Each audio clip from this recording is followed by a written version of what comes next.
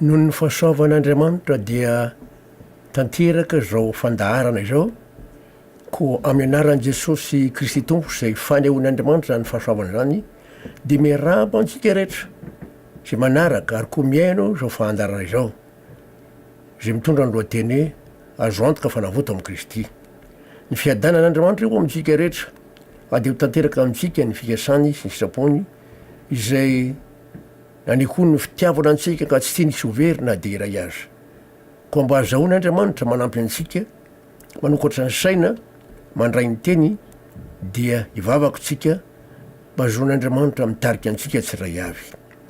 Misaotra anao zay Andriamanitra fa mampamonjy anao amin'ny alalan'i Jesosy Kristy Tompo de misaotra anao zahay satria ianao no natanteraka zao fotoana izao de noho ny fanahinao masina zay vokatry ny fanavoto amin'i Jesosy noho ny fifonany eo amin'ny tanakavananao mitondra ny rany de miasanao manokatra ny fo amampanasa sainay ary mamisaina fahindrina fahalalana ty mpanotsy mahasoa ity de misaotra anao koa zay no ny famelan'ny keliko menao isan'andro noho ny amin'ny ragnan'i Jesosy Kristy Tompo zay antoko ny anekenao anay ho mara ihany koa ka do anao ny dera ho anao ny saotra anao ny voninahitra am'izay atao rehetra.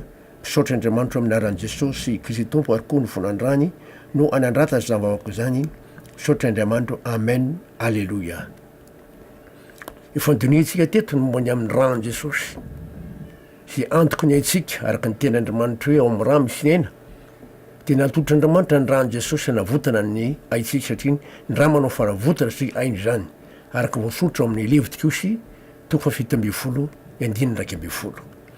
Tsy zany ihany fa zany ranan'i Jesosy zany koa no antoko ny azoantsika famelan-keloka araka ny ten'Andriamanitra koa manao hoe raha tsy saika diovina amin'ny raha avokoa ny zavatra rehetra araka lalàna raha tsy misy raha latsaka zay tsy famelan-keloka. Hebreo 7:20.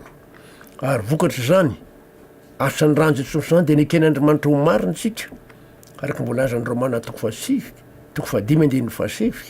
satria nekeno marina araka ny ten'Andriamanitra zay tiako hovakina satria tsy misy olona marina de ray azy ety ambonin'ny tany Jesosy Kristy irery ihany no zanak'olona Andriamanitra tonga zanak'olona marina. Azo ary ny voalaza araka ny voalaza amin'ny Romana 5:5 amin'ny anaran'i Jesosy Kristy Tompo manao hoe komanky azy ny amonjeny antsika ho afaka amin'ny fahatezerana ankehitriny rakefa no hamarinina tamin'ny rany isika. Neken'Andriamanitra ho marina isika noho ny amin'ny ranan'i Jesosy satria tsisy manana hoe marina satria antoko ny famelan-keloka io ary atonga antsika mihoatry ny mpandresy azy. De zao koa ny ten'Andriamanitra amin'ny Apokalipsy 2:20. Apokalipsy 2:20. Apokalipsy 2:20 amin'ny anaran'i Jesosy manao hoe dia nahareo feo mahery tany an-danitra aho nanao hoe ankehitriny de tonga ny famonjena sy ny hery sy ny fanjakan'Andriamanitsika ary ny fahefan'ny Kristy satria nazera ilay mpiampanga ny iralantsika de le mipangazy eo anatrian'Andriamanitra andro aman'alina ary izy ireo naharesy azy noho ny amin'ny rano zanak'ondry sy ny teny filazana azy ary tsy nakamamy aintsony izy na de ho faty azy. Ny olon'Andriamanitra ao amin'i Jesosy de naresy ny Satana sy ny fahefana sy ny fakapana rehetra ny finoana ny ranan'i Jesosy Kristy Tompo sy ny teny filazana azy. Ary eto misy teny mifilazana hoe ary izy ireo naharesy azy noho ny amin'ny rano ny zanak'ondry sy ny teny filazana azy. Tsy maintsy miaraka zany ny finoana ny ranan'i Jesosy sy ny teny filazana an' Jesosy. Ina moa ty hoe filazana an' Jesosy ty? De jerentsika ny Apokalipsy 7:20. Apokalipsy 7:20 de misy teny toy zao amin'ny anaran'i Jesosy Kristy Tompo. De ny ankoko teo amin'ny tongony aho teo nantrehany anjely zay niseho tamin'ny Jaona zay mpapôstôly Jaona zany mba hivavaka aminy ary izy tamiko tandremo aza ho anao izao fa mpanompo na ho anao ihany aho sady na mandao rahalakinao zay mitana ny filazana an' Jesosy. Andriamanitra ihany no ivavaho fa ny filazanan'i Jesosy no fanahany faminaniana. Itreo sara misy fanambarana eto hoe sady namandreo raha lakinao zay jereo tsara mitana ny filazanan'i Jesosy.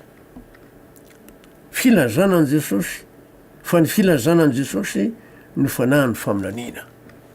Mahatonga an'ilay filazanan'i Jesosy de vokatry ny asa ny fanamasina ka nahatonga ny teny hoe fanahany faminaniana. Ary tsara ho fatantsika hoe ahoana mariny ty fanahany faminaniana filazanan'i Jesosy ity, satria zava-dehibe tokoa io teny hoe filazana an' Jesosy io ka mila mahafantatra atsika. Voalaza ao amin'ny Apokalipsy toko voalohany, andiny voalohany sy faharoa misy teny toy zao. Apokalipsy toko voalohany andiny voalohany sy ny faharoa amin'ny anaran'i Jesosy manao hoe ny fanambaran'i Jesosy Kristy zay nomen'Andriamanitra azy mba asehony amin'ny mpanompony zay zavatra tsy maintsy ho tonga faingana, ary naniraka ny anjeliny izy hanambara amin'ny Jaona mpanompony izay nanambara ny ten'Andriamanitra sy ny filazana an' Jesosy Kristy de ny zavatra rehetra izay efa hitany. Amin'ny andininy faharoa de mahitsika hoe izay nambarany izay nanambara ny tenin'Andriamanitra sy ny filazana an' Jesosy Kristy.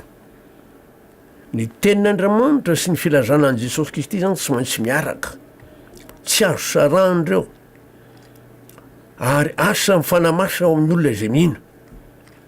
Zavatra lehibe mihitsy mifanambarana eto hoe manambara ny tenin'Andriamanitra sy ny filazana an' Jesosy. Ny olona mihina am' Jesosy de tsy maintsy manambara sy na milaza an' Jesosy manakariva.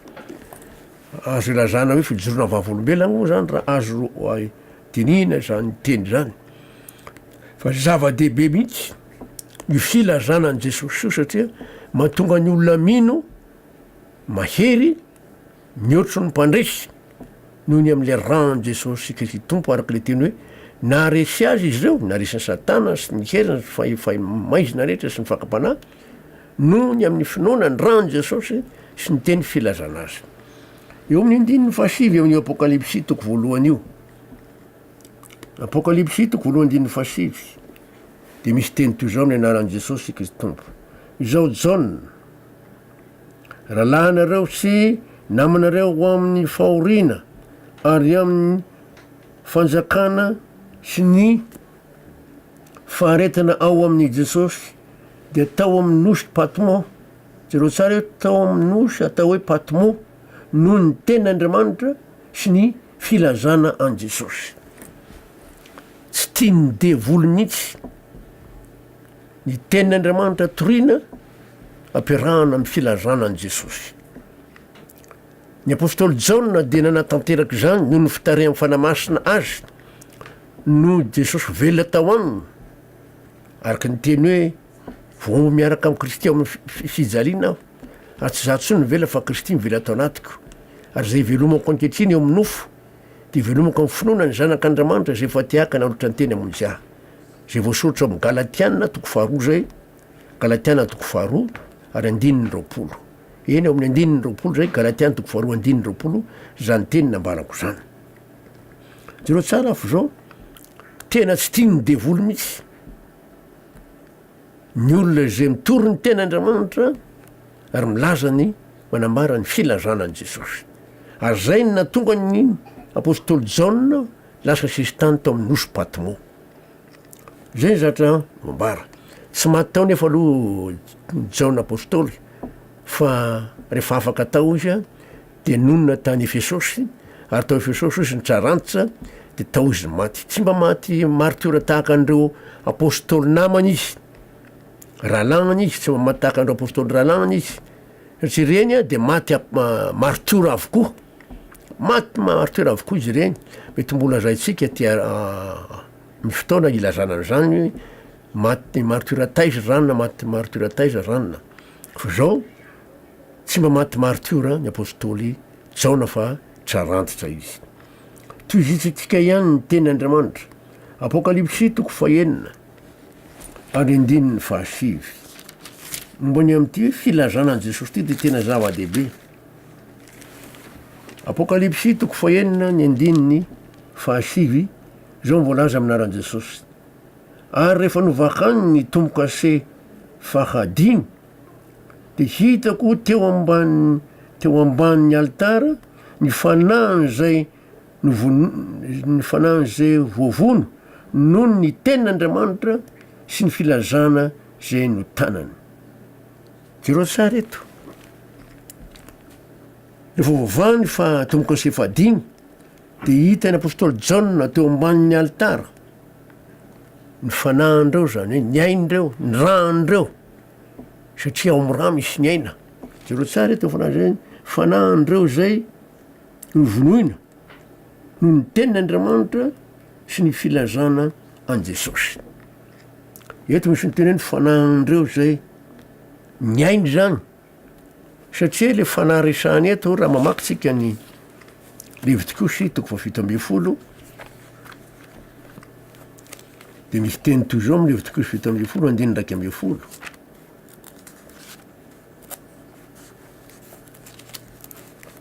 Levitikosy 7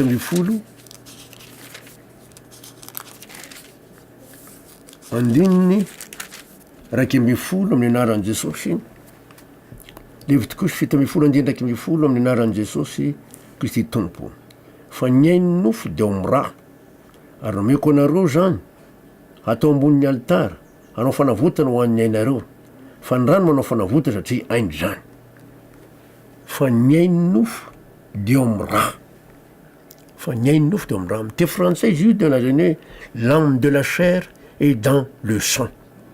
L'âme de la chair est dans le sang. Zay ny teny eto hoe fa ny ainy nofo de ao amin'ny rà. Zay zany nahitantsika n'le teny tary amin'ny apokalipsy toko fahenina fa ny randreo voavono zany de tao ambanin'ny altara. Zay zany ny tena hevitry le teny zay novakitsika tao amin'ny apokalipsy toko fahenina andininy fahasivy. Zava-dehibe ho antsika zay. Apokalipsy toko fahenina ny andininy fahasivy manao hoe ary rehefa novakany ny tombo-kase fahadimy de hitako tao ambanin'ny altara ny fanahiny zay ny voavono noho ny tenin'Andriamanitra sy ny filazana zay no azoniny. Eo tsara zany fa noho ny tenin'Andriamanitra zay nitoriny reo olona reo sy ny filazana Jesosy zay no azoniny de maty martyr izy reo de hita tao ambanin'ny altara ny rany. Zay moa mahatonga le teny ao amin'ny rà misy ny aina. L'âme de la chair est dans le sang. Araka zay fa nambara tamintsika tany aloha. Ary zava-dehibe ny finoana zany satria tena tsy tia ny devoly mihitsy zay mitory manambara ny famarina ny tenin'Andriamanitra ary mijoro amin'ny filazana an Jesosy. Tsy azo sarandreo zavatra roa reo fa tsy maintsy miaraka. Zay no nahatonga ny teny taminareo hoe anjarantsika tsiray avy mba mandinika hoe ahoana moa zany filazana an Jesosy zany. Ny olona mino de manambara an Jesosy. Besaka amiteny hoe vombo niaraka tamin'i Kristy teo amin'ny fijaliana de tsy zatsy ny ve fa Kristy mivela atao anatiko ato. A Jesosy atao anatiko miasa manamboatra amin'ny fiainako atonga ho mendrika ho tonga tena zanak'Andriamanitra satria Andriamanitra ny teny hoe endreny ilitson'Andriamanitra tsika hoe zanaka ary zandiko tsika. Ny fitiavany eo endreny ny asehon'Andriamanitra ny fitiava zay nasehon'Andriamanitra antsika de ny antsontsika hoe zanak'Andriamanitra ary zandiko tsika. Jaona voalohany toko 7 andininy voalohany zay. Jaona voalohany toko 7 andininy voalohany. Ary fantatry ny olona mino am Jesosy miasa ataon Jesosy aminy ka tsy mitsahatra milaza ny am Jesosy izy. Ohatra ny herin'ny rano Jesosy manadio hatrany amin'ny heritreritra ka rehefa milaza izy de miasa Jesosy manatanteraka ny fanadiovana ny heritreritra. Zava-dehibe io. Ary Jesosy mampatsiazy manakariva mba handoalika ao anatrihan'Andriamanitra. Fa raha zany tsy mety. Vakitsika indray ny tenin'Andriamanitra manalaka. Apokalipsy roambifolo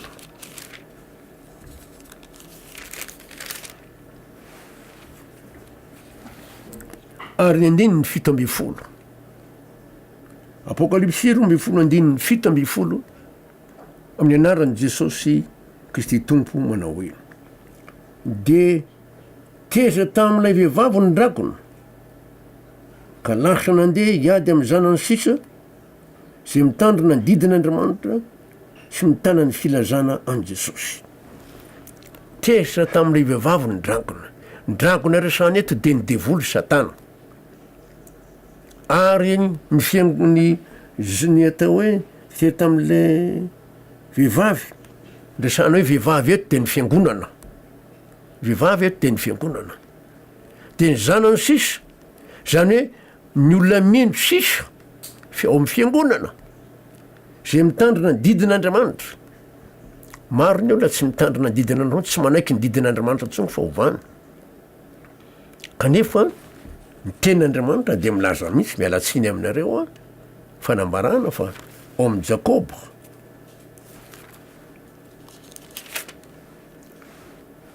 Jakoba toko faharoa de misy falazany toy zao: ny andininy sivy ambifolo ny andininy sivy azafady ka hatramin'ny raiky ambifolo. Jakoba toko faharoa andininy sivy ka hatramin'ny raiky ambifolo aminaran'i Jesosy. Fa raha mizaha tavan'olona kosa ianareo dia manota ka ilohan'ny lalàna ho mpanota. Fa na iza mitandriny lalàna rehetra nefa diso amin'ny ray loha de meloko amin'izy rehetra. Fa lay nanao hoe aza mijangajanga no nanao hoe koa aza mamon'olona.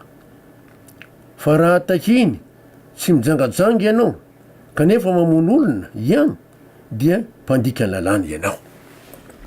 Raha dini eto amin'ity teny ny lalàna zany ny didy folo de tena tsy azo foanana mihitsy na teny ray ara. Jesosy moa miteny hoe lazaiko amin'ny Romana diamandry koa tsy tonga andrava lalina mpaminany fa hanatanteraka. Koa mandra-pafona landran-tany de tsisy foana akoriny amin'ny lalàna na teny tsoratra ray na litera ray na teny tsoratra na litera ray ozy zany mifandray fa matotra tsara ny didy folo. Koa apôstôly Jakoba rehefa nitsindrin'ny fanamasina tsy azo ane sorany io rehefa diso amin'ny ray loha de diso amin'ny ray. Raha misy miteny hoe aza manany raha manikafa nefa mitsiriritra de meloko amin'izy rehetra.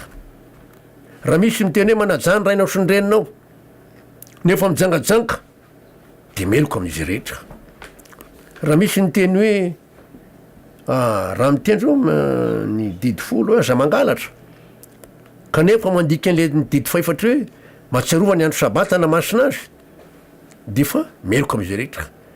Nanontany olona anankiray moa hoe ina moa ny andro sabata raha lahy? Sabotsy io sy mary rahanao, io ny andro fafito. Ka dia arinao anary ianao tsy mitandra ny sabata, lasa tsy mitandra sabata anao ka diso amin'izy rehetra nge zany ianao ay. Ny ohatrohatra amin'ny ana meme fotsiny izy satria diso ny fandraisan'ny olona azy ankehitriny. Ary zay no mazava-dehibe de tenin'Andriamanitra tao amin'ny Apokalipsia toko faharoa ambifolo ny andininy fito ambifolo hoe amin'ny anaran'i Jesosy hoe de tezitra tam'ilay vehivavy ny drakona de lasa andeha hiady amin'ny zanany sisa zay mitandrina ny didin'Andriamanitra sy mitana ny filazanan'i Jesosy. Misy olona mino an' Jesosy sisa, olona ao amin'i Jesosy sisa zay mitandrina ny didin'Andriamanitra, mitandrina ny didy folo, mitandrina ireo didy ny fanamasinana. Satria misy ny atao hoe didy ny lalàn'ny fanamasinana, ao ny fanambadiana, ao ny zavatra hohanina, ao ny fitondran-tena, lalàn'ny fanamasinana filazany azy ao amin'ny Baiboly. Nefa zao tsy rarahan'ny olona zany fa rehefa mivavaka izy de mety tsy zay rehetra manao amiko hoe tompoko litra ny fanjakany lanitra ho Jesosy, fa izay manao ny sitrapony ny raiko zay ny an-danitra. Maro anao amiko amin'izany andro zany tsy efa naminany taminarova zahay, tsy efa namoaka demi taminarova zahay, tsy efa nanao cb taminarova zahay. Eny zay mihitsy namaran'i jesosy, tsy mba fantatra kory nareo atretra mialamiko nareo mpanao-beloka. Zay no mahatonga an'ity hoe ny filazana an' jesosy raha tazonina tsara tsy maintsy miaraka ny didin'Andriamanitra. Zay no mahatonga ny hoe zanany sisa. Zany sisa zany zany de tsy ny olona mino rehetra no mitandrina didin'Andriamanitra, tsy mitana filazanan'i Jesosy. Zay no mahatonga ny hoe sisa. Satria amin'ny mahasisa azy a de vitsikely zao sisa, vitsikely zareo. Raha oharina ny olombelona eran'izao tontolo zao. Toy antsika ihany ny tenin'Andriamanitra. Ahoana moa no mahatonga ny hoe filazana an' Jesosy. Jaona 5:9-7. Misy fanambarany toy zao no amin'ny Jaona 5:5 ary ny 7:7.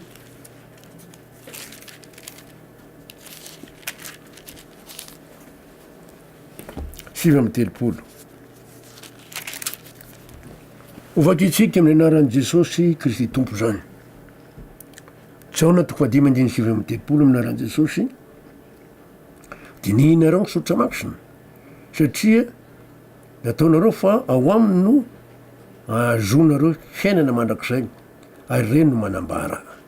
Jereo tsara eto, dinihinareo ny soratra masina. Genesis ka hatramin'ny Malaky ny soratra masina satria tsy mbola voasoratra ny boky ny boky Satany Jaona ty tamin'ny anoratany azy. Mbola tsy voasoratra fa vao manorana. Dinihinareo ny soratra masina satria ataonareo fa ao aminy no ahazonareo ny fiaina mandrakizay ary reny no manambara. Genesis ka hatramin'ny Malaky dia soratra masina ara-salamo manambaran'i Jesosy. Bokony Lioka 4:20 manamarina sy manamafy an'izany. Lioka 4:20 io natao soratra masina.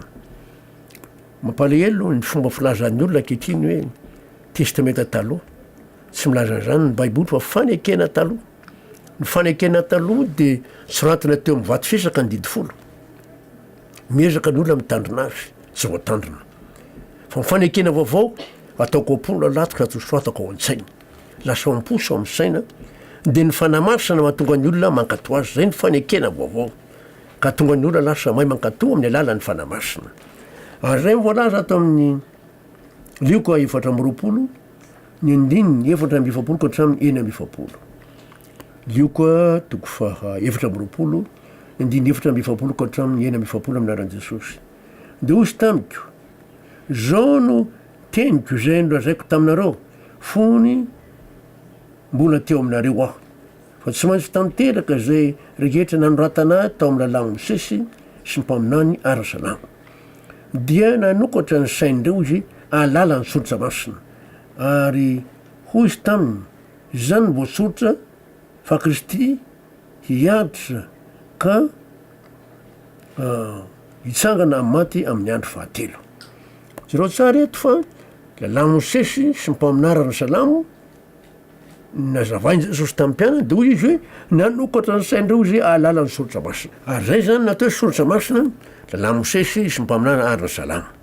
Ary misy moa ny bokon'ny Matio, Marka, Lioka, Jaona sy apôstôly ary epistily sorata tety aloha rehefa atambatra ireo dia natonga ny koa ny Baiboly na soratra masina. Zava-dehibe tokoa zany fa manambaran'i Jesosy tanteraka ny soratra masina ary ny boky manomboka koa amin'ny Matio ka hatramin'ny Apokalipsy. Raha toy izantsika ihany koa ny Jaona 5:10. Jaona 5:10 ary 9:20 dia misy teny toy zao. Jaona 9:20 dia vakitsika manomboka ny 9:20 zao voalaza amin'ny anaran'i Jesosy Kristy Tompo. Satria zava-dehibe ny tenin'Andriamanitra tokony hofantaritsika izany. Jaona 9:20 9:20 ka hatramin'ny telopolo amin'ny anaran'i jesosy kristy tompo. Jaona toko fa eny amby folo andininy eny amby roapolo ka hatramin'ny telopolo amin'ny anaran'i jesosy manao hoe zao mivoalaza amin'izany andro zany dia angataka amin'ny anarako ianareo. Tsy milaza aminareo aho fa izaho no angataka amin'ray ho anareo. Fa ndray dia tianareo satria tianareo efa ty ahy ary efa nino fa nivoaka avy tamin'ray aho. Eny nivoaka avy tamin'ray aho ka tonga am'izao tontolo zao ary hiala am'izao tontolo zao ndray aho ka ankany amin'ray. Hoy ny mpianany indro milaza tsotra tianao ankehitriny fa tsy manao fanoharana akory. Ankehitriny dia fantatray fa malala ny zavatra rehetra ianao ka tsy mitady olona hanontany ianao. Zany no ino anay fa mivoaka avy tamin'ray an'Andriamanitra ianao. Eto zao voalaza tsara fa zao ny fanahy masina no mampafantatra ny olona ny amin'i Jesosy Kristy tompo. Ary ny fanahy masina natanteraka ny fanoratana ny soratra masina rehetra araka ny voalaza any amin'ny Timoty voalohany toko fahatelo, Timoty faharoa azafady, Timoty faharoa toko fahatelo andininy enina amby folo, Timoty faharoa toko fahatelo andininy enina amby folo amin'ny anaran'i Jesosy. Zay soratra rehetra nomeny tsindrimandro n'Andriamanitra dia mahasoa koa ho fampianarana, ho fandresen-dahatra, ho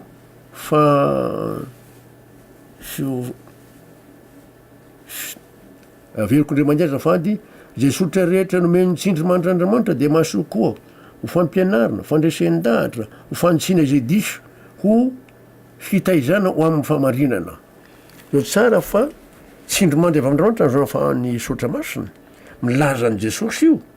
Ary zay natonga ny hoe fanahy ny faminaniana ao amin'ny Petera faharoa ihany koa toko voalohany.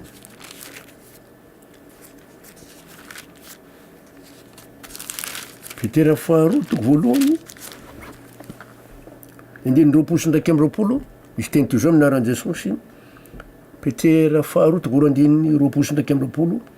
Fa fantatrareo voalohany indrindra fa ny famohan-kevitry ny faminaniana ao amin'ny soratra masina dia tsy efa ny fisainan'ny olona fotsiny ihany, fa tsy nisy faminaniana avy tamin'ny sitrapon'ny olona tany aloha rehetra, fa avy tamin'Andriamanitra no nitenenany olona araka ny tondrany ny fanahy masina azy. Io tsika dia zao fanahy masina no nampanoratra ny olona, nampiteny azy araka izay nitondran'Andriamanitra ny olona. Noho zany ny baiboly ray manontolo dia natao hoe filazana an' Jesosy ao any satria ka natao hoe fanahy ny faminaniana.